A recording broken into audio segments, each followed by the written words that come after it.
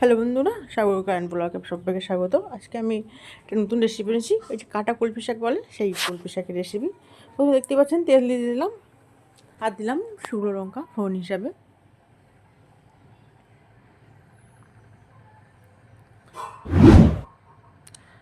এবার দেবো 5 ফোঁটন আর দেবো পেঁয়াজ কুচি। আমি এখানে দুটো মিডিয়াম সাইজের পেঁয়াজ নিয়েছি। এই পেঁয়াজটা একটু লাল লাল করে ভেজে নেব। দেখি ভাজা হয়ে গেছে। এবার দিলাম রসুন কুচি।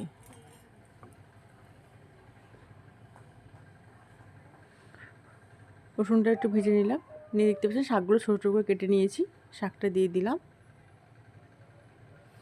দিয়ে এবারে ভালো করে মিশিয়ে নেব। এই শাকটা কিন্তু ভীষণ উপকারী শাক।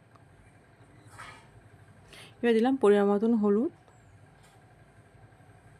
দিয়ে হলুদটাও ভালো করে শাকের সঙ্গে মিশিয়ে নেব।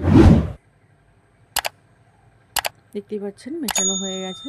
এবার একটা ঢাকনা দিয়ে ঢেকে রেখে দেবো কিছুক্ষণের জন্য।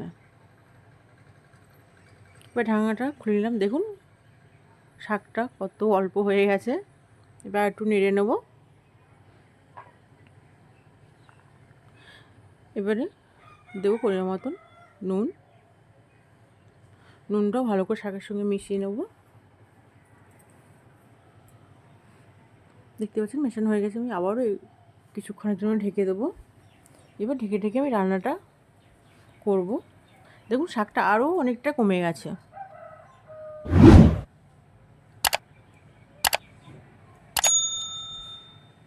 যেহেতু লবণ দিয়েছি জল বেরোচ্ছে, আমি আবারও ঢাকনা দিয়ে দিলাম। এবার ঢাকনা আবার খুলে আবার একটু নেড়ে দেবো। দেখুন জলটা অনেকটাই শুকনো হয়ে গেছে। এবারে মুসুর ডাল সেদ্ধ করে রেখেছিলাম, সেই ডালটা আমি দিয়ে দেবো। ডালটাও ভালো করে শাকের সঙ্গে মিশিয়ে নেব।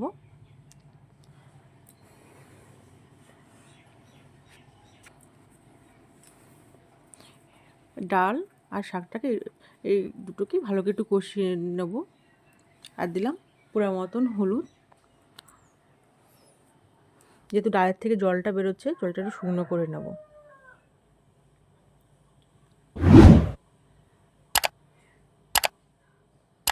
দেখতেই পাচ্ছেন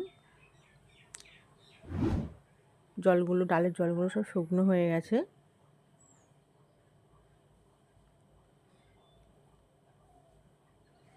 এবারে দেবো পরিমাণ মতন জল। তাহলে আপনারা দেখলেন কিভাবে আমি ডাল দিয়ে কাটা কলমি শাকটা রান্না করলাম। এই রেসিপিটা যদি আপনাদের ভালো লেগে থাকে তাহলে লাইক, শেয়ার, কমেন্ট ও সাবস্ক্রাইব করার অনুরোধ রইল। আর যারা ফেসবুকে দেখছেন তারা পেজটা ফলো করে পাশে থাকবেন। আর দিলাম অল্প একটু, ওই 4 চামচ 1/2 চামচ মতো চিনি দিয়ে ঢেকে দিলাম। আর ঢাকনাটা খুলে এবার দিলাম জিরে গুঁড়ো ভাজা। এটা আমি কড়ায়, শুকনো কড়াতে একটু ভেজে নিয়েছিলাম, নিয়ে শিলে গুঁড়ো করে নিয়েছি, সেটাই দিয়ে দিলাম। এবার রান্নাটা আমার অলরেডি হয়ে গেছে।